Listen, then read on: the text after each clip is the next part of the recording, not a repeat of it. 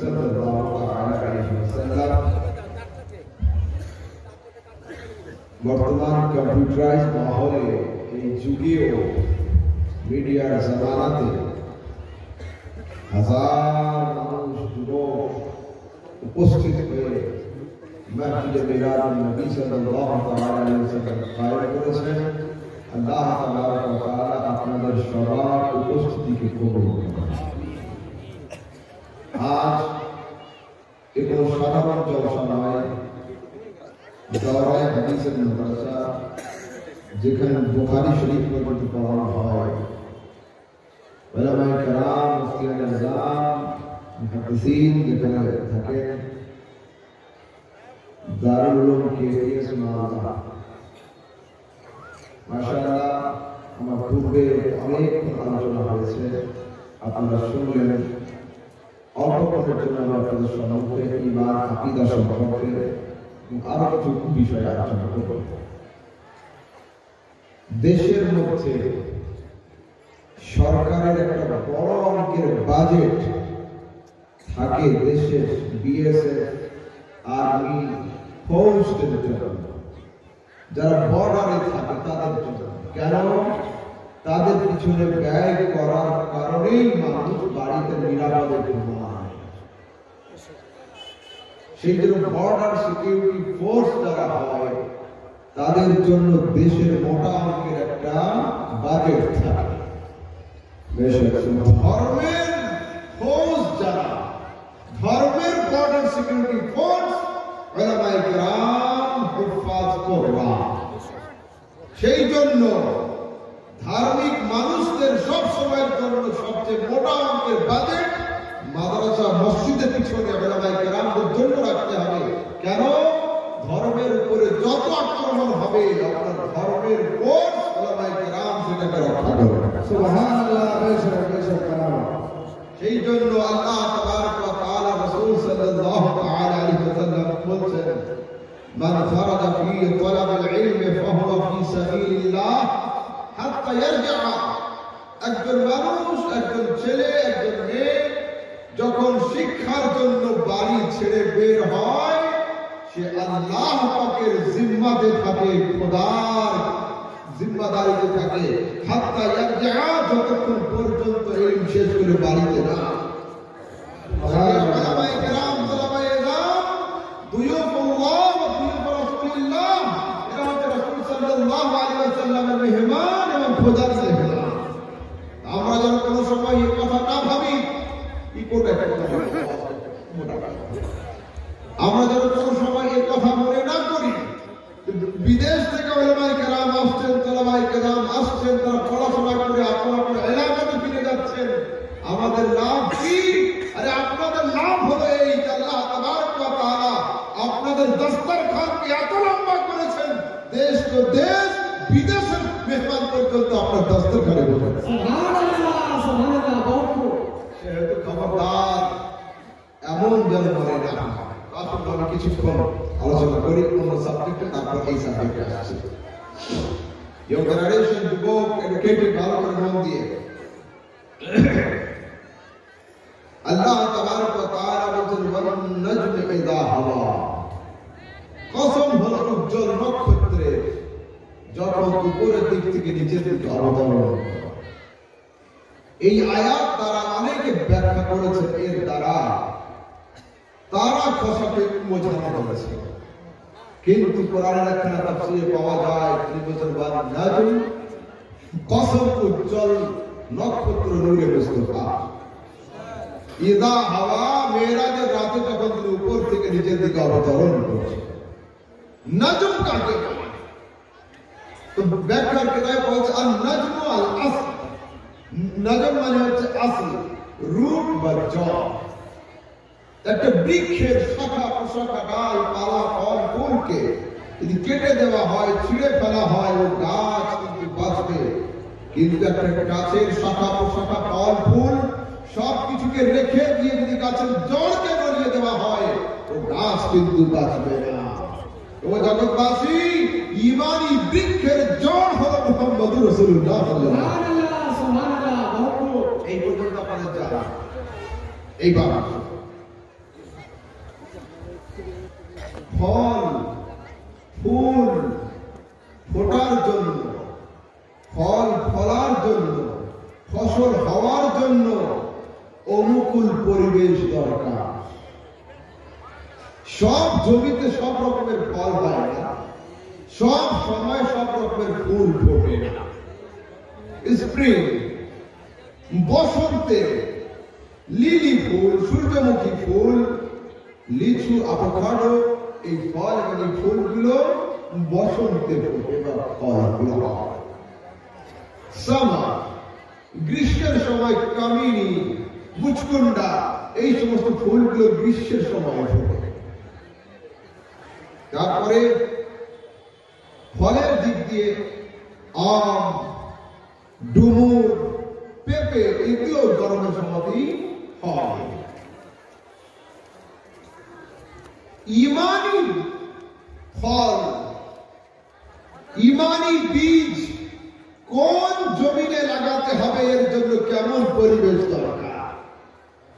ইমানি বৃক্ষে ফুল আসবে, এর জন্য কেমন পরিবেশ দরকার। ইমানি গাছে ফল ফুটবে, এর জন্য কেমন আবহাওয়া দরকার। ইমানি বীজকে লাগানোর জন্য তৌহিদি জমিন, মুহাম্মাদি আবহাওয়া, আদাবে মুস্তাফার মৌসুম, ইশকে মুস্তাফার পানি।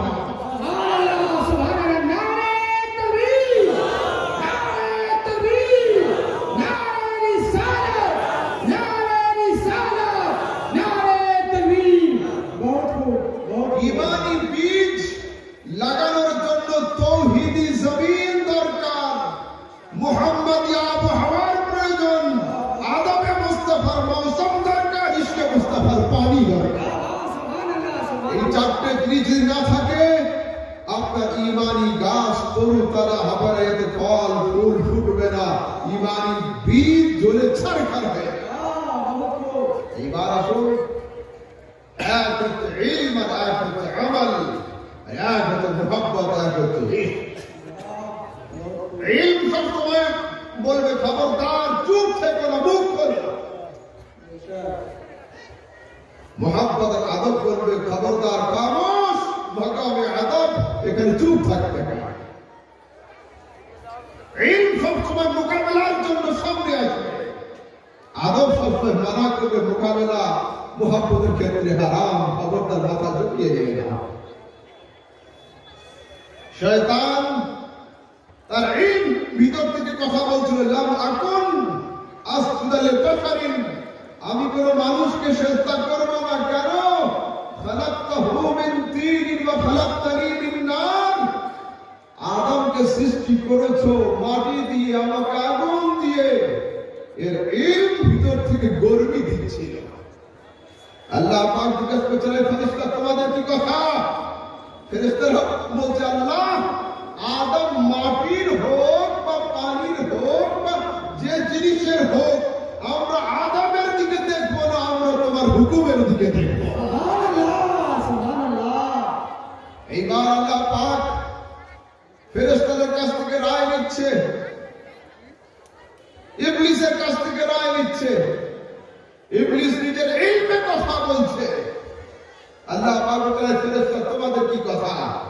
ফেরেশতারা বলছে, লা ইলমা লানা, আয় আল্লাহ আমাদের কাছে কোনো ইলম নেই, ইল্লা মা আল্লামতানা, বাকি তুমি যতটুকু শিখিয়েছো ততটুকুই আছে। সুবহানাল্লাহ, সুবহানাল্লাহ। খবরদার, ইলম দিয়ে কোনো সময়ের জন্য বিচার হবে না। এইবার তোমাকে শোনো, মুহাব্বত এর আসল রুট, এর জড় হলো এ আর বে, হয় হাব নয় হুব নয় হিব। এর মাত্রা, এর আসল রুট হলো হে আর বে, এর থেকে বের হয় মুহাব্বত। এর অর্থ কি? তা বলছে এই হাব, এর অর্থ হলো রিং বা বালা। রিং বা বালা, কানে যে বালা দেয় মেয়েরা, সোনার বালা। বলছে রিং যখন দুই মাথা আলাদা থাকে, রিংকে সোজা করে সম্পূর্ণ রিং দুলটা সোজা হয়ে যায়। কিন্তু দুই মাথাকে যখন, রিংয়ের দুই মাথাকে যখন জুড়ে দেওয়া দুই মাথাকে যখন জুড়ে দেওয়া হয়, সেই সময় যদি বালাকে টান দেওয়া হয় তো কান ছিঁড়ে গিয়ে রক্ত বের হয়, বালার দুই মাথা কিন্তু আর আলাদা হয় না। ও জগৎবাসী, মুস্তাফার মুহাব্বতে যে নিজেকে জুড়ে নিবে, ওর পরে ও গর্দান দিয়ে দিবে ইশকে মুস্তাফাতে, না কিন্তু আর বলবে না। এর নাম হলো মুহাব্বত, এর নাম মুহাব্বত। এইবার হুজুর সাল্লাল্লাহু আলাইহি ওয়াসাল্লাম কবরে আসবেন। আমি হায়াত আর মওত আর ইশকে মুস্তাফা দুই তিনটেকে মিলিয়ে আমি তোমাদের শোনাবো। রাসূলের সঙ্গে মুহাব্বত, যুবক শোনো মন দিয়ে। রাসূল যখন কবরে আসবেন, তার মওত হবে আপনার সেই সময়। হাকিমুল উম্মত বলছেন, রূহ क्यों ना हो मुस्तरिब ऐसी मौत पर। আমার মন এমন মওতের আকাঙ্ক্ষা করবে না কেন?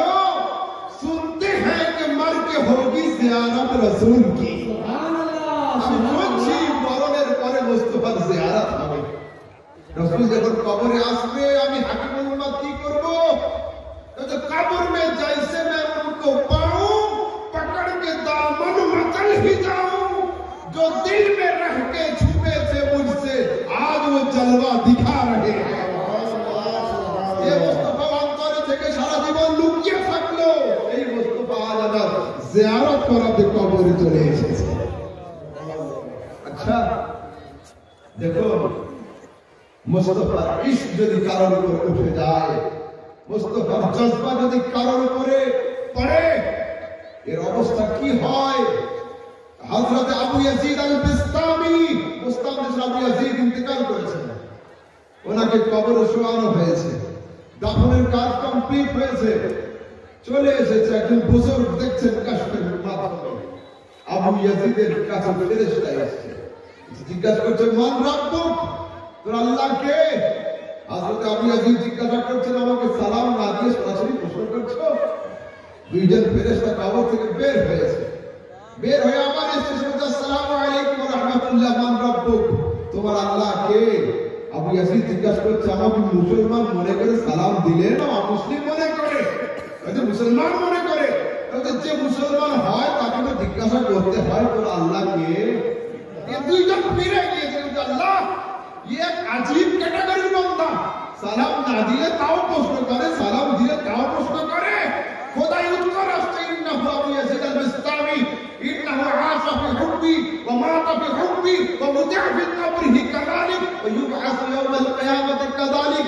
अरे ये मुस्तामिर আবু ইয়াজিদ, ये উপরে আমার ইশকের মস্তি চড়ে রয়েছে, মস্তির অবস্থায় দুনিয়াতে ঘুরতো, মস্তির অবস্থাতে কবরে শুয়েছে, আর এই জজবার অবস্থাতে ও কিয়ামতের দিনে উঠে দাঁড়িয়ে পড়বে জবাব।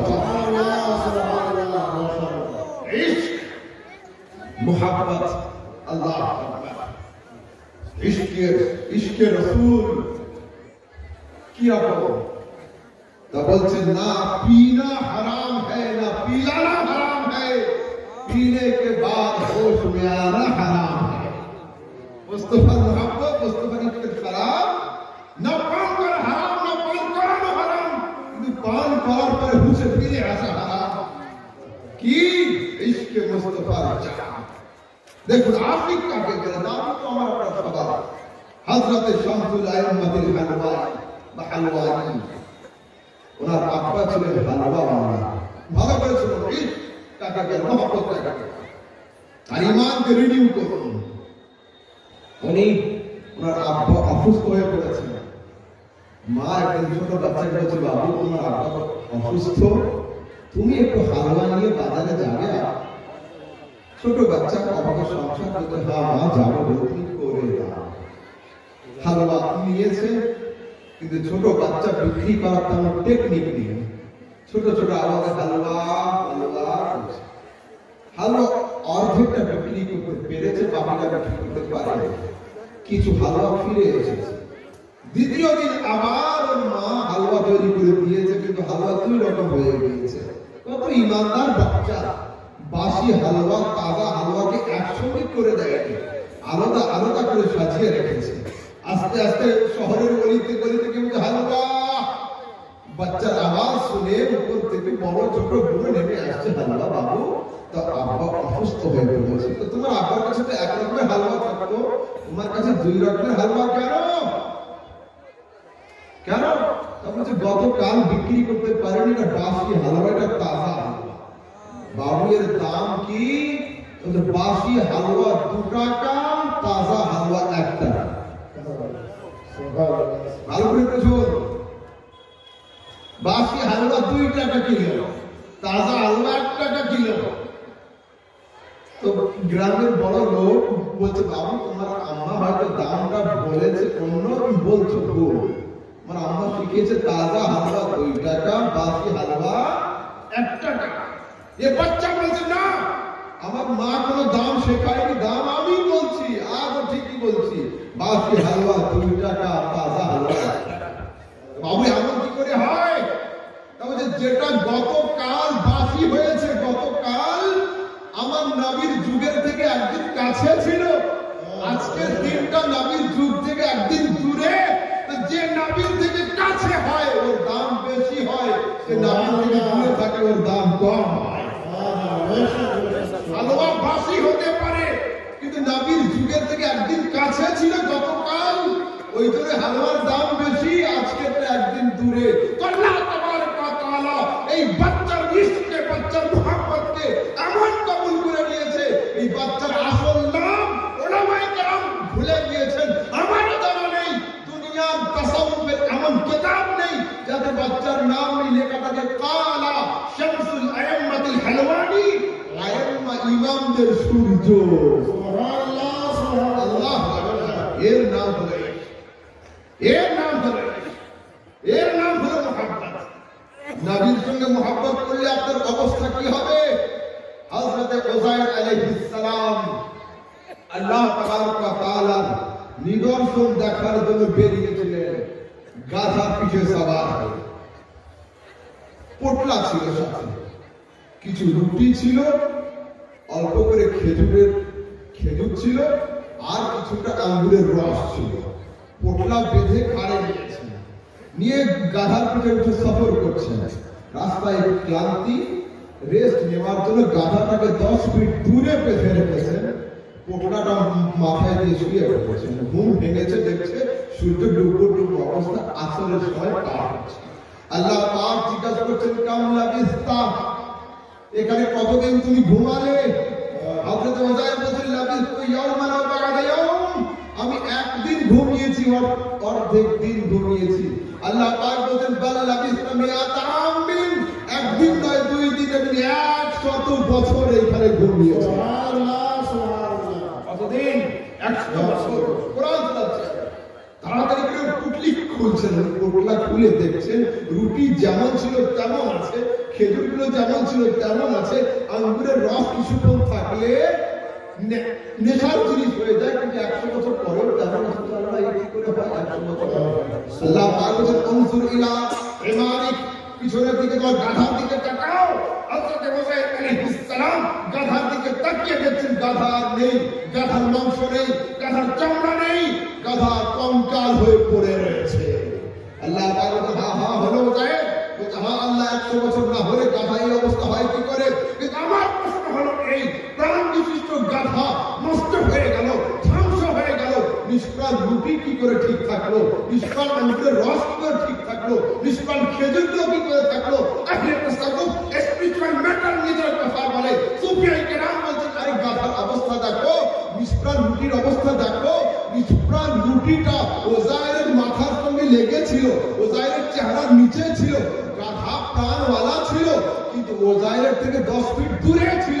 তো যে নবীর থেকে দূরে ছিল ও প্রাণওয়ালা হয়েও ধ্বংস হয়ে গেল, যে নবীর সঙ্গে টাচে ছিল নিষ্প্রাণ হয়েও সঠিক অবস্থায় থাকে।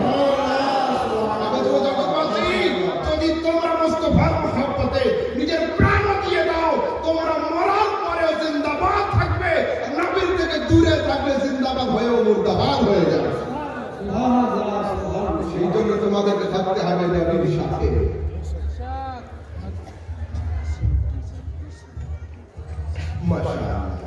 হযরত আসিমউদ্দিন সাহেব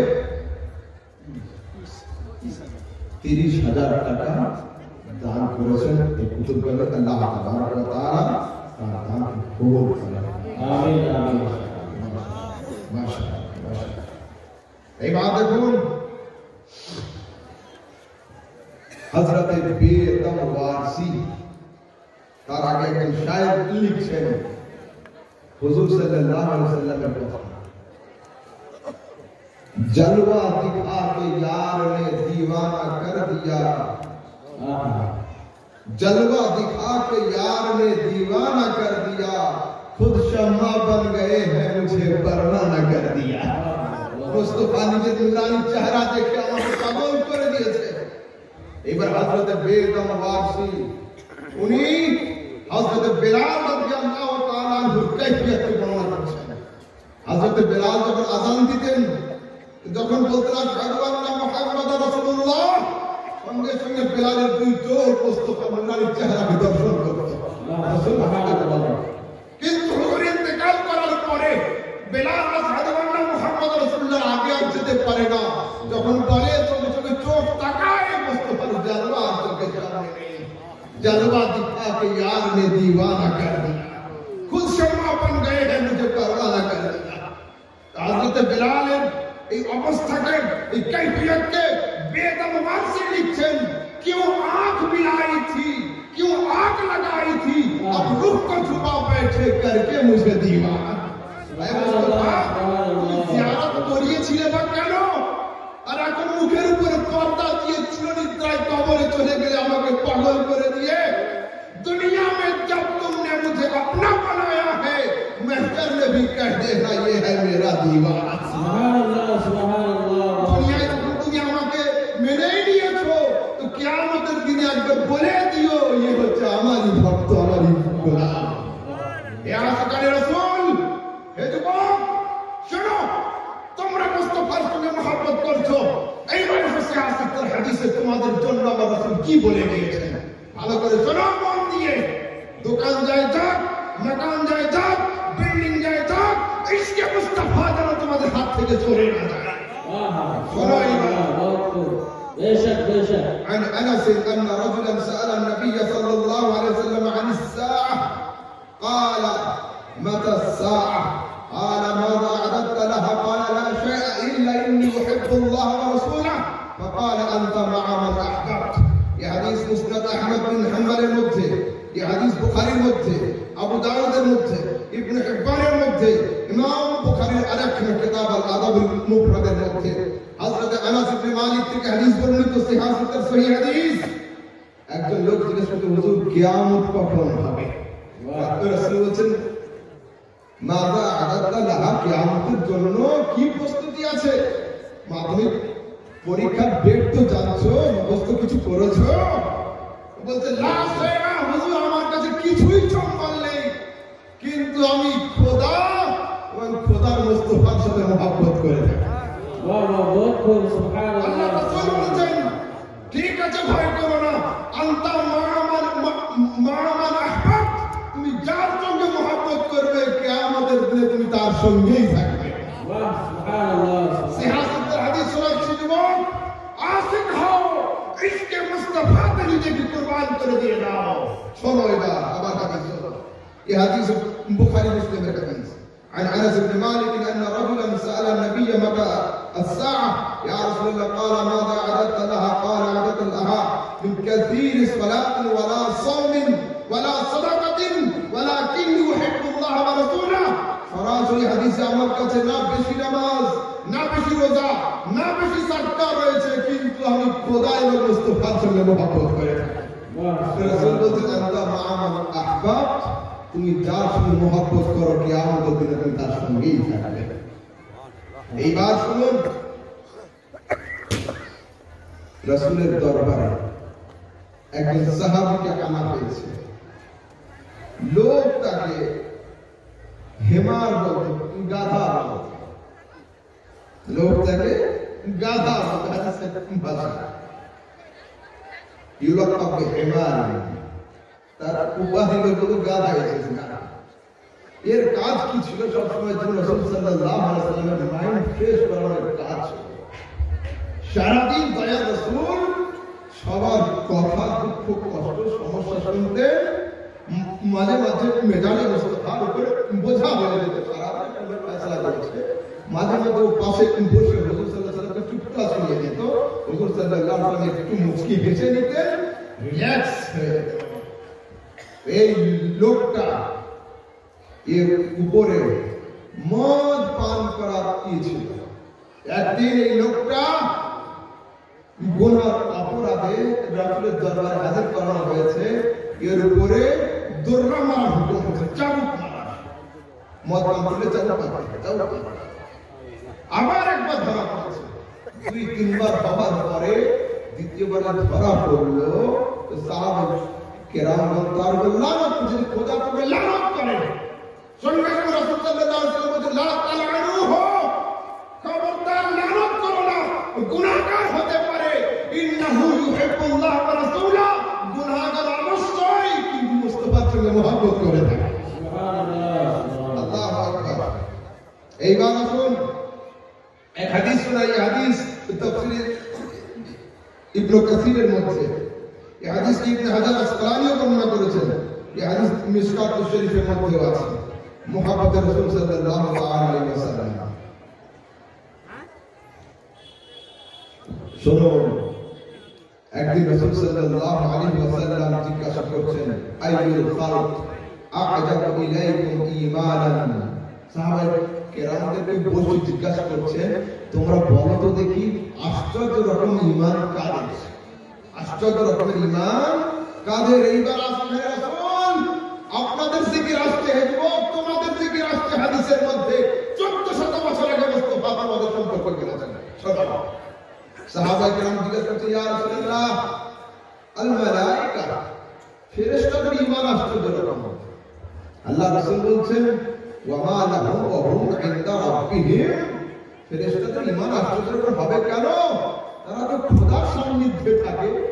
ভালো মানুষের সঙ্গে থেকে ভালো হবে না, কি হবে?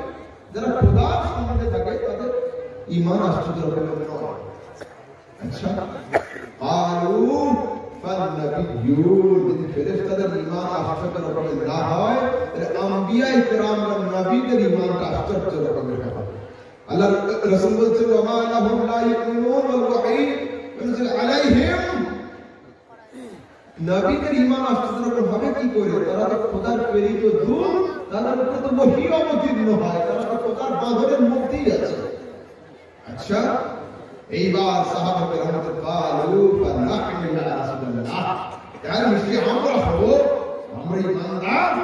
আল্লাহ রাসূল বলছেন, আরে না না, ওয়া মা লাকুম লা ইউমিনুন ওয়া আনা বাইনা আযহুরিকুম, তোমাদের ঈমান আশ্চর্য রকম হবে কেন? নবুয়তি প্রদীপকে তোমাদের মাঝখানে জ্বলজ্বল করে চলছে, তোমাদের ঈমান আশ্চর্য রকম হবে না। এইবার ফেরেশতারা হাত তুলে দিতে, আল্লাহর রাসূল আপনি বলুন, ফেরেশতাদের ঈমান আশ্চর্য রকমের নয়, নবীদের ঈমান আশ্চর্য রকমের নয়, আমাদের ঈমানও নয়, তো কারা? আল্লাহর রাসূল সাল্লাল্লাহু আলাইহি ওয়াসাল্লাম বলেন, আ'জাবাল খালকি ইলাইয়া ঈমানান লাকাওমুন ইয়াকুলুনা মিন বা'দি, আর তোমরা নয়, ফেরেশতারা নয়, নবীগণ নয়, তোমাদের পরে যে যুবকগুলো আসবে আমাকে না দেখেও আমার উপরে মারার জন্য প্রস্তুত হয়ে যাবে। যারা জালওয়ায়ে মুস্তাফা না দেখেও মুস্তাফার কালমা পড়বে, মুস্তাফার চেহারাকে না দেখেও মুস্তাফার উপরে ঈমান নিয়ে আসবে, তাদের ঈমান হলো আশ্চর্য রকমের। আপনাদের ঈমান আমাদের ঈমান সম্পর্কে 1500 বছর আগে মুস্তাফা বলে গিয়েছেন সাহাবীদের সামনে যে সেই সমস্ত ভক্তদের ঈমান আশ্চর্য রকমের যারা জালওয়া না দেখেও আমাকে স্বীকার করে নিয়েছে। এইবার আপনাদেরকে থ্যাংক ইউ জানিয়েছে আল্লাহ রাসূল। হাদিস ইবনে হিব্বানের মধ্যে, হাদিস মুসনাদ আহমদ বিন হাম্বলের মধ্যে, ইবনে হাজার আসকালানি হাদিসকে লিখেছেন, আন আবি হুরায়রা তুবা লিমান রাআনি ওয়া আমানা বি, আল্লাহ রাসূল বলেন তাদেরকে ধন্যবাদ জানাই, একবার ভালো করে বুঝুন, তাদেরকে ধন্যবাদ জানাই যারা আমাকে দেখেছে এবং ঈমান নিয়ে এসেছে। তারপরে বলেন তুবা সাবা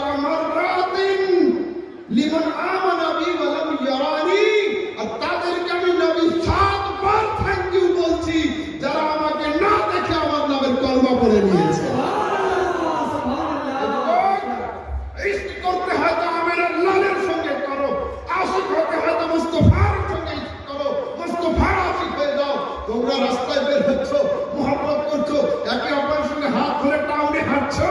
আমি গাড়িতে বসে বসে দেখি মাঝে মধ্যে হাত ঝটকা দিয়ে ছেড়ে দিচ্ছ, কেউ भैया फिर एक ऊपर हाथ धो लीजिए, अच्छा फिर हाथ झटका मार दो, क्या है? बोले पड़ोस की आंटी देख रही है, खबर कर देगी, अम्मी को बहुत बुराई होगी। मैं कहता हूँ आप जिससे मोहब्बत करते हो वो दुनिया की भीड़ में आपके हाथ को झटका मारते हैं, मगर मैं जिसका नाम बताऊंगा, मैं जिसका पता बता दूंगा, उसका नाम मोहम्मद रसूलुल्लाह है। वो किसी का हाथ पकड़ते हैं, दुनिया तो दुनिया, आखिरत क़यामत की भीड़ में भी वो आपके हाथ को नहीं छोड़ेंगे। मुस्तफा সঙ্গে मोहब्बत করুন, মুস্তাফার সঙ্গে ইশক করুন, মুস্তাফার সঙ্গে জজ্বা পয়দা করুন। যে মুস্তাফা একবার তোমার হাতকে ধরে নেয়, দুনিয়া তো দুনিয়া, যতক্ষণ আপনাকে জান্নাতে না পৌঁছাবে আপনার হাত কিন্তু মুস্তাফা ছাড়বে না। খবরদার, আল্লাহ 1500 বছর আগে আমার নবী আপনাদেরকে আমাদেরকে 7 বার ধন্যবাদ জানিয়েছেন হাদিসের মধ্যে। নিজের সাহাবীদেরকে একবার জানিয়েছেন আর আপনাদের 7 বার। আজ হায় আফসোস আমার এডুকেটেড ভাইরা যে নবী দুনিয়াতে আসার আগে 1000 বছর আগে আমাদের 7 বার আমাদের জন্য থ্যাংক ইউ মুবারকবাদ জানিয়ে গেল, আর সেই নবীর উপরে দরুদ পড়া চলবে কিনা, সালাম পড়া চলবে কিনা বিদআতের ফতোয়া করছে। ভাই ইসলাম তোমাদের ডুবে পড়া উচিত ছিল। যে মুস্তাফা আরশে মুআল্লাতে গিয়ে তোমার জন্য 50 ওয়াক্তের নামাজকে 5 ওয়াক্ত করিয়েছে, সেই মুস্তাফার উপরে দরুদ আলাইহি সালাম আলাইকুম পড়া চলবে কিনা ফির বিদআতের ফতোয়া করছো। আরে যদি মানুষ দুনিয়ার সমস্ত কাজকে ছেড়ে দিয়ে হোল লাইফ মুস্তাফার উপরে দরুদ আর সালাম পাঠ করতে থাকে, মুস্তাফার হক তোমাদের আদায় হবে। সুবহানাল্লাহ, সুবহানাল্লাহ।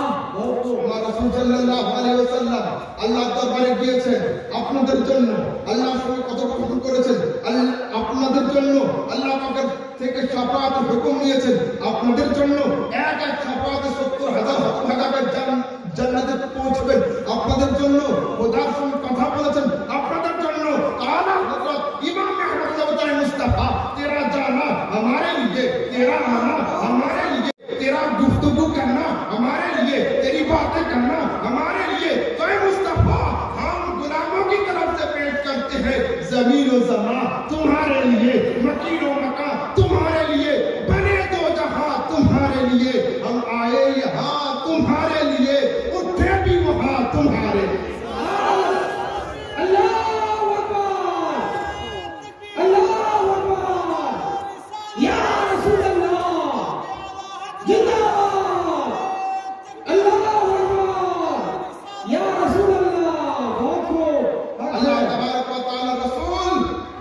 মজলিসে বসে সামনে সাহাবায়ে কেরাম রাসূল বলতে ইন্নী আ'রিফুল হাজার, আমি একটা পাথরকে এখনো পর্যন্ত মনে রেখেছি, আমি একটা স্টোনকে পাথরকে মনে রেখেছি। সাহাবায়ে কেরাম ইয়া রাসূলুল্লাহ কি পাথর সেটা? আকিক পাথর, অন্য কোনো সুলাইমানি পাথর, কি পাথর? রাসূল না রাস্তায় পড়ে থাকা পাথর। তো হুজুর আরবে তো হাজার পাথর, একটা পাথর কেন? তো বলছে আল্লাযী ইউসাল্লিমু আলাইয়া, আমি যখন যখন যেতাম এই পাথরটা বলতো আসসালামু আলাইকা ইয়া রাসূলুল্লাহ। আমার নবী যদি আসসালামু আলাইকা ইয়া রাসূলুল্লাহ বললে ওয়ালা পাথরকে মনে রাখেন, তো আসসালামু আলাইকা ইয়া রাসূলুল্লাহ বললে ওয়ালা উম্মতিকে কি মনে রাখবেন না? সুবহানাল্লাহ। আর আমি তো সেটাই বলি, মুস্তাফা যদি কিয়ামতের দিনে বলে দেয় আয় আল্লাহ এটা আমার বেড়া পার হয়ে যায়। दुनिया में जब तूने मुझे अपना बनाया है, महशर में भी कह देना ये है मेरा दीवाना।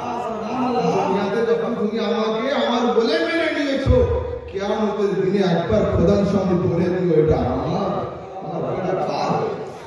খবরদার, সেই রাসূলের উপরে দরুদ আর সালাম পাঠ করা, খবরদার এই নিয়ে ফির আবার গবেষণা হচ্ছে, এই নিয়ে চিন্তা ভাবনা চলবে কি চলবে না।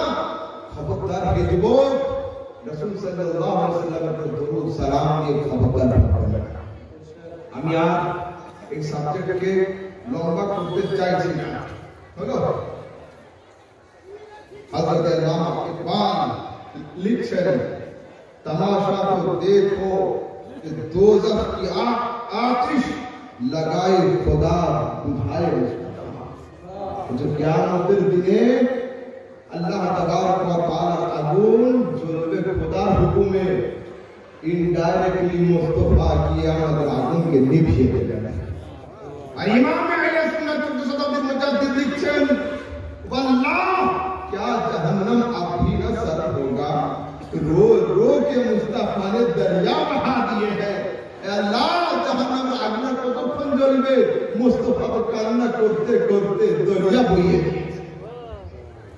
বলো শুনো আমি অল্পক্ষণের জন্য এবার মাযহাব সম্পর্কে আলোচনা করব। মাযহাব না বাঁচলে মাজার বাঁচবে না। সেই জন্য খবরদার প্লাস্টার নিয়ে বাড়ির কালার নিয়ে ঝগড়া না করে বাড়ির ফাউন্ডেশনের দিকে খেয়াল করুন। যে বাড়ির ভিত নড়নড় করছে বাপ বলছে ভিতটা ঠিক করো বাবা বাড়ি পড়ে যাবে। দুই ছেলে বড় ভাই আছে ছোট ভাই বাবা বলছে বাড়ির রংটা সাদা করবো এবছর হলুদ হলুদ করতে হবে লাইটটা ভালো। আরে বাবার কথা শোনো বিল্ডিং এর ফাউন্ডেশনের দিকে খেয়াল করো।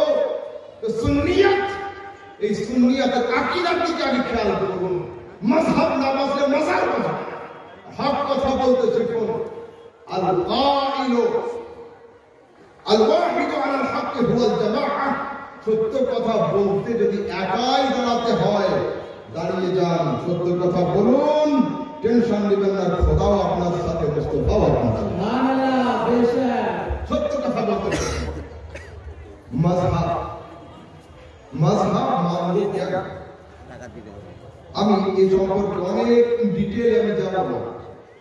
জাস্ট আমি অল্প করে আপনাদের সম্মুখে কিছু রিওয়ায়াত পাঠ করছি।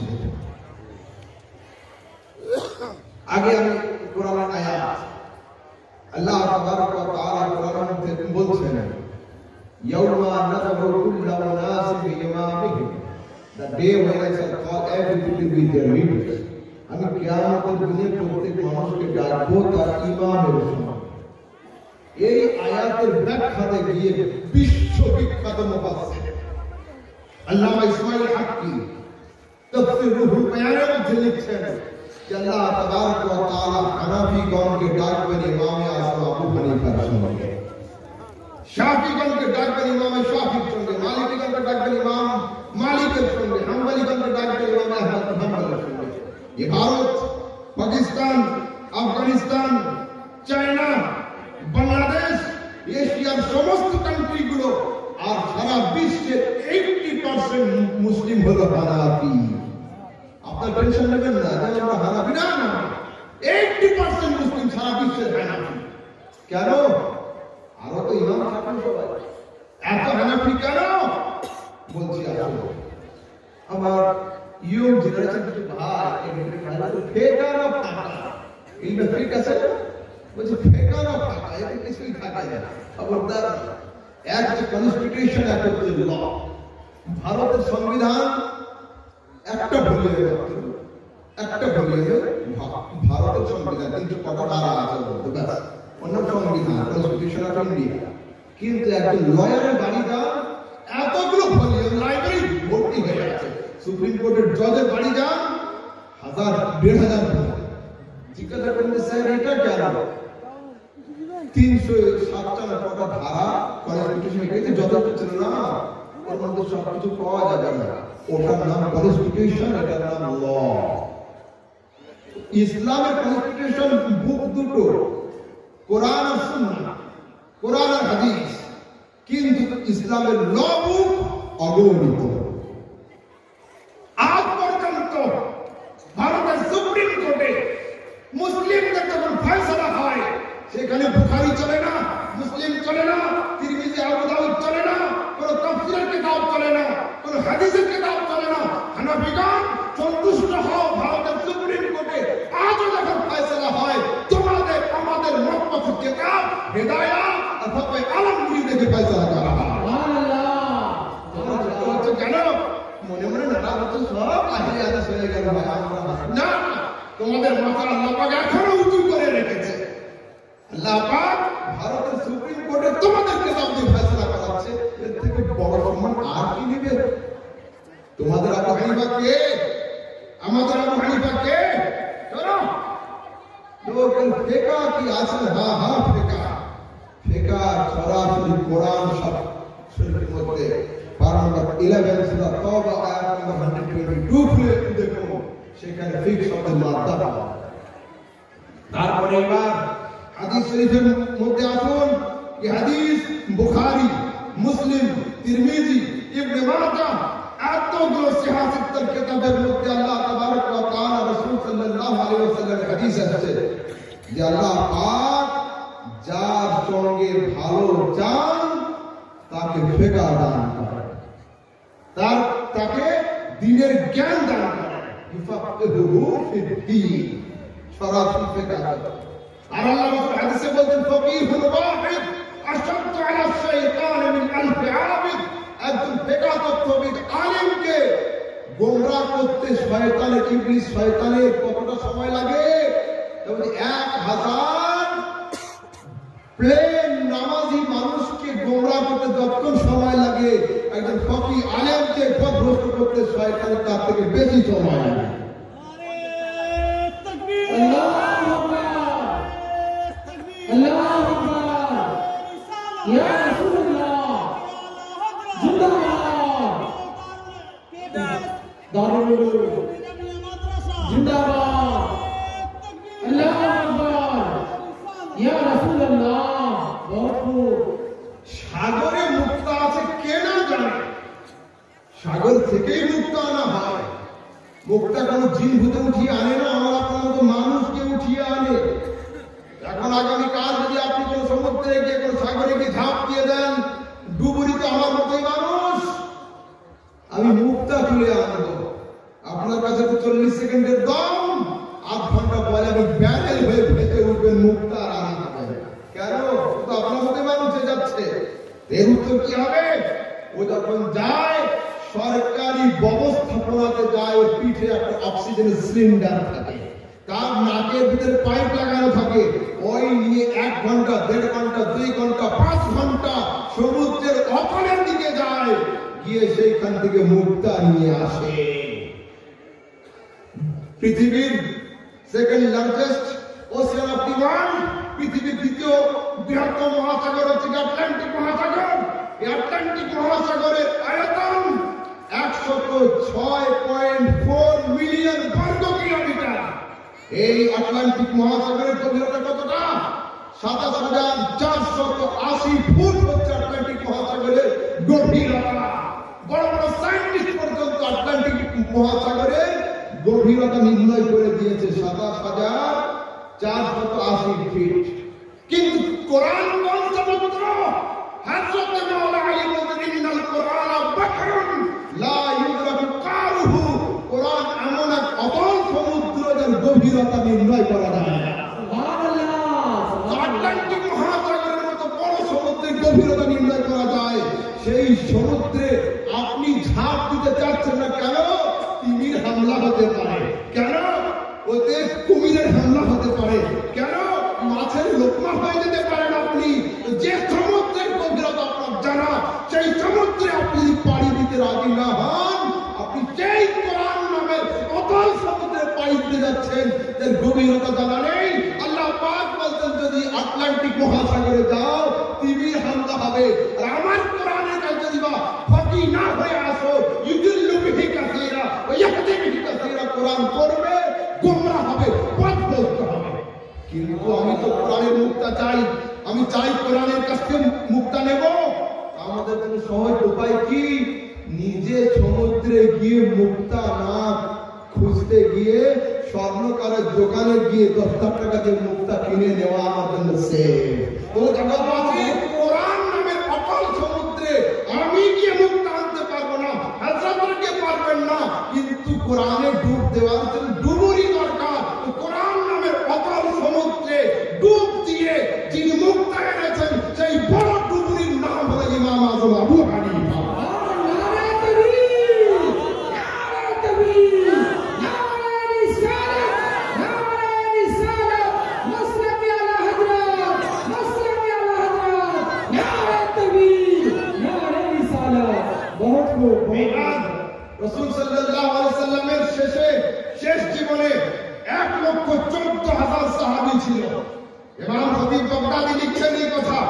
মুকাদ্দমা ইবনে সালার মধ্যে এই কথা লেখা, ইবনে কাসির এই কথা বর্ণনা করেছেন, সাইয়্যিদুল ইরাকিও লিখেছেন প্রথম মুগীসের মধ্যে, ইমাম সাখাবিও লিখেছেন যে রাসূল সাল্লাল্লাহু আলাইহি ওয়াসাল্লাম শেষে 1,14,000 সাহাবী ছিল। কত? 1,14,000। এই 1,14,000 সাহাবীর মধ্যে মুফতি সাহাবী কজন ছিলেন? মাত্র 10 জন ছিলেন মুফতি সাহাবী, মাত্র 10 জন ছিলেন ফকিহ সাহাবী, মাত্র 10 জন ছিলেন মুজতাহিদ সাহাবী। এখন প্রশ্ন হলে আবু হানিফাকে মানবো কেন? আবু বকর কার মেনেছে, ওমর কার মেনেছে, ওসমান কার মেনেছে, আলী কার মেনেছে, সাহাবায়ে কেরাম কাকে মানতেন? আমরা তাকেই মানবো। দেখো আমরা তাকেই মানি, তারা তাকে মেনেছেন, যুক্তিতে আসবে।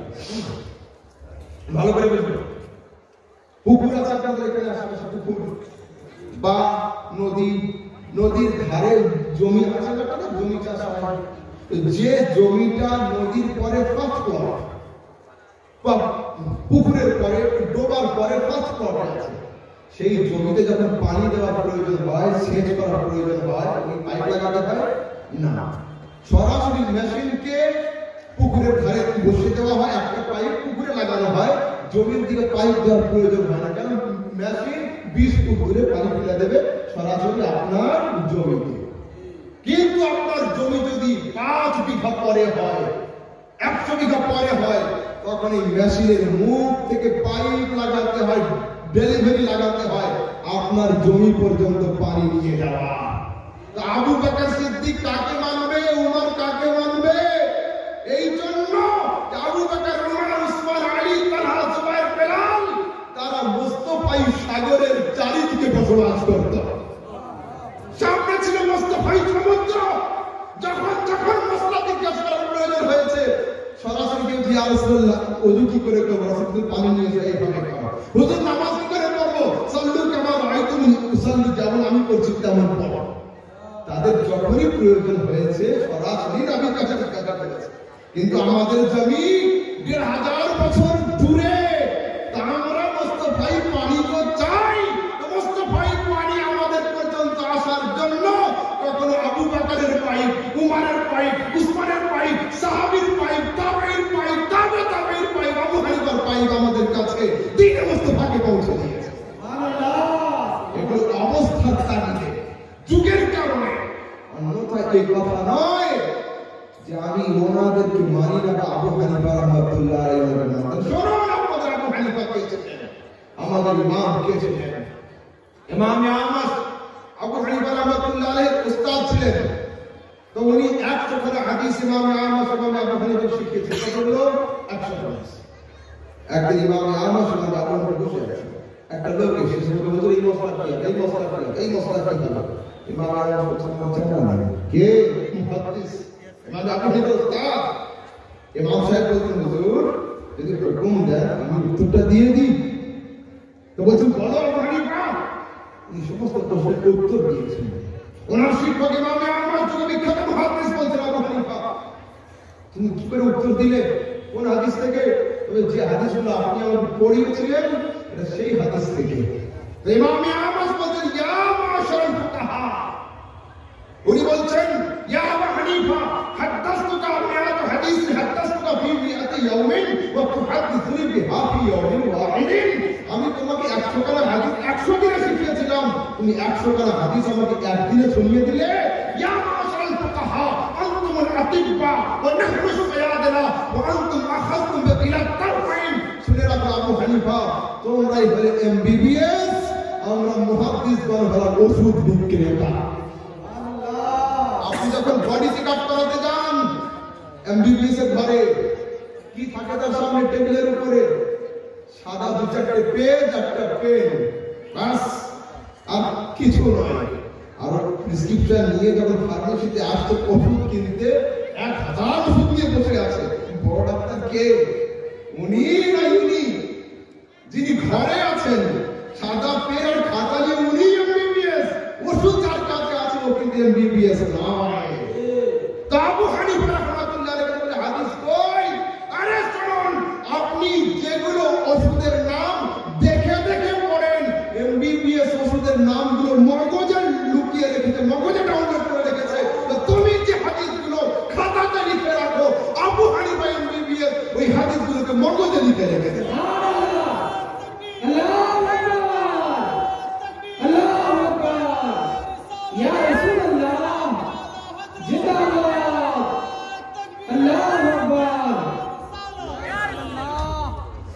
तमाम फारिगीन से मुतलस हूं, आप हजरात जल्द स्टेज पे आ जाएं।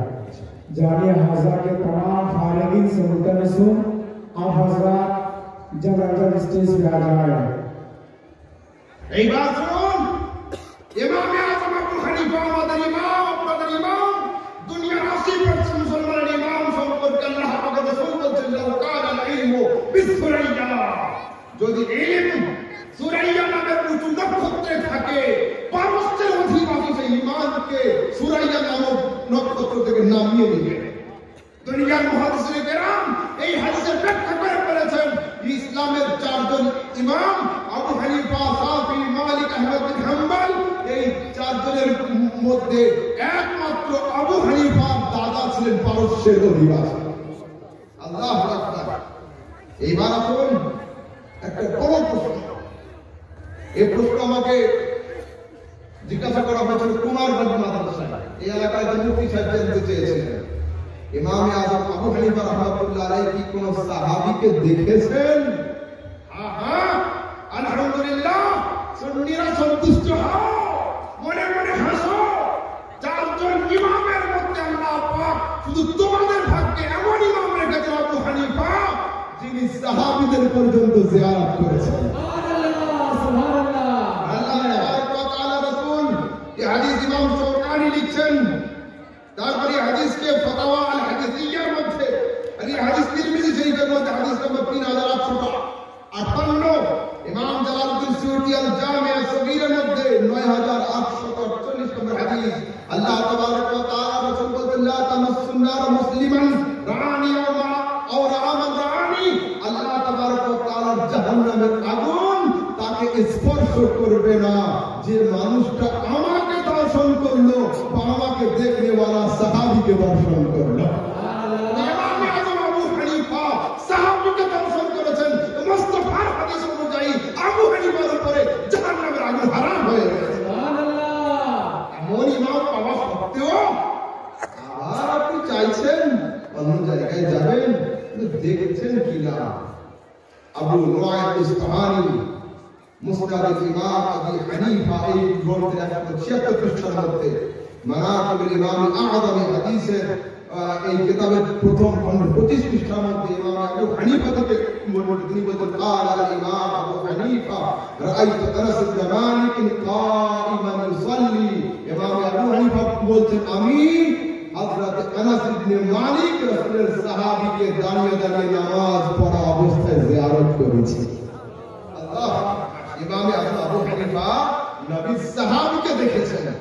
তারপরে আত-তাদবিনের মধ্যে, তারপরে ইমাম যাহাবী তাসকিরাতুল হুফাজের মধ্যে প্রথম খণ্ডে লিখছেন, হযরত আনাস ইবনে মালিক যখন কুফাতে আসলো তো সেই সময় হযরত আবু হানিফা রাআইতুহু মিরান, আমি তাকে অনেকবার জিয়ারত করেছি। সুবহানাল্লাহ। নারে তাকবীর, নারে তাকবীর, নারে রিসালাত, নারে রিসালাত, নারে হায়দারি, নারে হায়দারি, মাসলাকে আলা হযরত, মাসলাকে আলা হযরত, হযরত আল্লামা মাওলানা মুফতি সাহেব কিবলা, নারে তাকবীর, নারে রিসালাত। এইবার শুনুন, তাবেঈ কাকে বলে? ইবনে আসকালানি নুজহাতুন নজর বিশরহে নুখবাতুল ফিকর কিতাবের মধ্যে লিখছেন, ইবনে আসকালানি যে সাহাবীকে জিয়ারত করে তাকে তাবেঈ বলা হয়। আর আল্লাহ তাবারক ওয়া তাআলা রাসূল সাল্লাল্লাহু আলাইহি ওয়াসাল্লাম এই হাদিসে প্রমাণিত আছে। আমি হাওয়ালা করছি ইবনে তাইমিয়া সাহেবের, যিনি আহলে হাদিস সম্প্রদায়ের সবচেয়ে বড় আলেম। উনি ইবনে তাইমিয়া মিনহাজুস সুন্নাহর মধ্যে, মজমুআতুল ফাতাওয়ার মধ্যে লিখছেন, খায়রুল কুরুনি কারনি সুম্মা আল্লাযীনা ইয়ালুনহুম সুম্মা আল্লাযীনা ইয়ালুনহুম। মাশাআল্লাহ।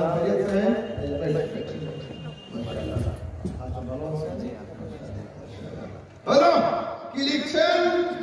খায়রুল কুরুনি কারনি সুম্মা আল্লাযীনা ইয়ালুনহুম সুম্মা আল্লাযীনা ইয়ালুনহুম। রাসূল সাল্লাল্লাহু আলাইহি ওয়াসাল্লাম বলছেন, আমার যুগ হলো উত্তম যুগ, তারপরের যুগ উত্তম হলো সাহাবীদের যুগ, তারপরে তাবেঈনদের যুগ উত্তম। আল্লাহ তাবারক ওয়া তাআলা